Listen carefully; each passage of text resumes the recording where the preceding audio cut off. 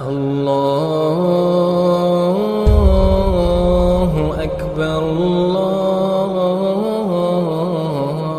اکبر۔ ایک ہی بہن نے دبئی سے کال کی تھی غالباً، ان کی بہن نے کسی عربی شخص سے شادی کی اور ان کی بیٹی بھی ہیں، پھر طلاق اس نے دے دی، تو انہوں نے کورٹ میں نفقے کا دعویٰ دائر کیا، تو وہ نان نفقہ بھی دے رہا ہے، اور ان کا اپنا ایک مکان تھا، انہوں نے لے کر وہ کسی اور کو دے دیا اور کورٹ میں یہ بھی کہا کہ اب میں کرائے پر رہتی ہوں تو مجھے کرایہ بھی دلوایا جائے، تو کورٹ نے اس شخص سے ان کو کرایہ بھی دلوا رہے ہیں۔ یہ کرایہ لینا کیسا ہے؟ دیکھیں یقینی سی بات ہے، کرایہ اس صورت میں لیں گے کہ جب آپ کے پاس رہائش نہ ہو، اور رہائش موجود ہے تو یہ اس کا مطلب ہے کورٹ کو بھی دھوکہ دینا ہے، اس کے سامنے جھوٹ بولنا ہے، تھوڑے سے ٹکوں کے لیے، چند پیسوں کے لیے انسان اس طریقے سے ناجائز مال حاصل کرے، یہ صحیح نہیں ہے۔ ان کو اللہ کے بارگاہ میں توبہ کرنی ہوگی اور وہ پیسہ اس شخص کو واپس کرنا ہوگا۔ ایک انہوں نے پوچھا تھا کہ جی پی فنڈ کے اوپر جو گورنمنٹ سود دیتی ہے یا ادارے سود دیتے ہیں، اس کی کیا شرعی حیثیت ہے؟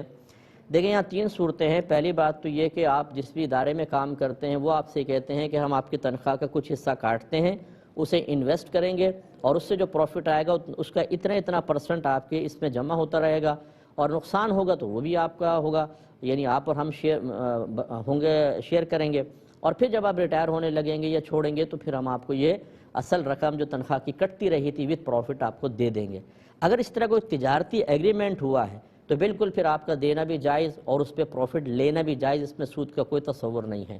اور اگر دوسری صورت یہ ہے کہ آپ کی اجازت کے بغیر زبردستی کاٹ لے گیا، آپ راضی نہیں ہیں،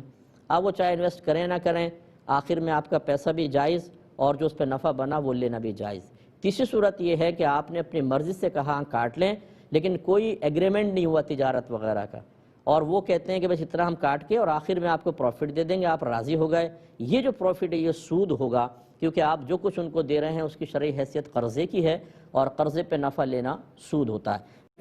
لبیک اللہم لبیک لبیک لا شریک لک